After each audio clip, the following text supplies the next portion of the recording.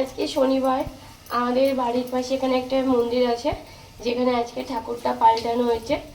ওখানে আমরা পুজো দিতে যাব, তার জন্য আমি তার পুজো দিয়ে এসে খাওয়ার জন্য রেডি করে যাচ্ছি। আর আজকে আমি লুচি করেছি, মানে করছি, আর আলু টমেটোর আলুর তরকারি করে দেখাবো। আগে আমি লুচিটা করে নিচ্ছি, তারপরে তো সবজিটা রাখ। আজকে ওটা বড় ঠাকুর, যে গৌরাজ বলে যাকে, ওনার আজকে পুজো।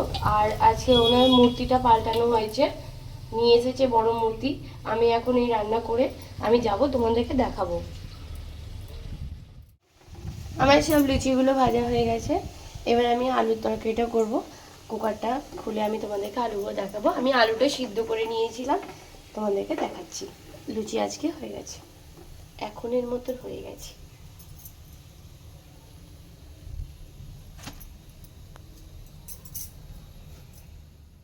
নিয়ে নিয়েছি এই সাইজের টমেটোগুলোকে, আমি এবার ছোট ছোট করে কেটে নেব।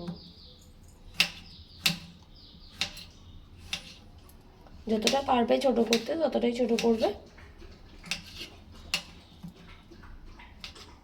আমি সবগুলো কেটে দম করছি। আমি এখানে আলুটা আগে সিদ্ধ করে নিয়েছিলাম, আলুটাকে ভেঙে দেবো, গোটা রাখবো না।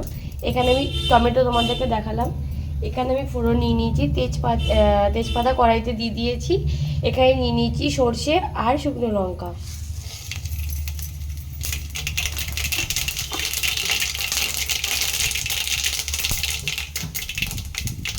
ফোড়নটা হয়ে গেছে, টমেটোটা আমি দিয়ে দেবো।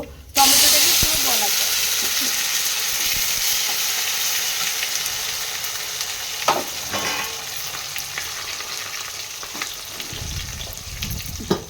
জন্য আমি এখানে যতটা নুন লাগবে আমি নুন দিয়ে দেবো।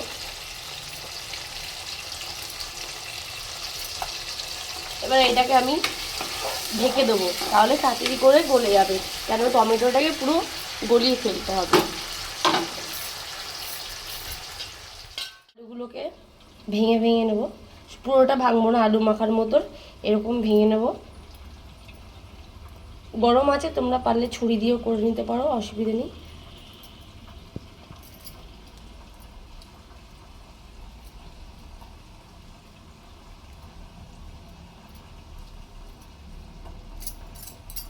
আলুটাকে ভালো করে সিদ্ধ করে নিতে হবে। এই সবজিটা করতে কিন্তু বেশিক্ষণ সময় লাগে না।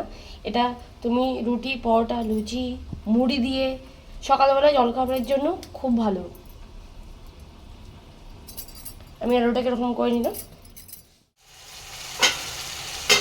টমেটোটা দেখো গলে গেছে।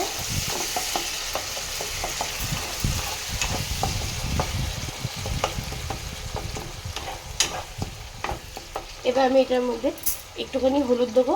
তোমরা যদি সাদা করতে চাও তাহলে হলুদ না দিলেও হবে।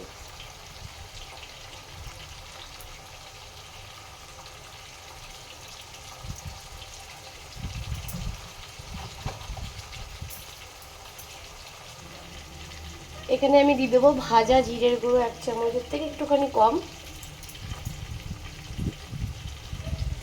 আর একটুখানি লঙ্কার গুঁড়ো। এতে কোনো মশলা দিতে লাগে না, আর কোনো আদা বাটা, রসুন বাটা কিছু না, এটা জাস্ট নিরামিষ করলাম আমি।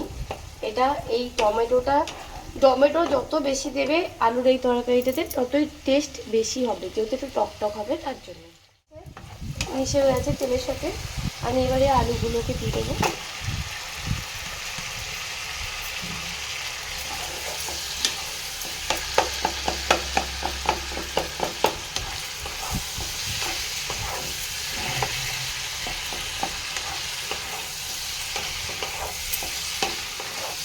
আমি এটাই নিয়ে নিয়েছি ধনে পাতা, আমি এটা ধনে পাতাটা দিয়ে দেবো, তোমরা না খেলে দেবে না।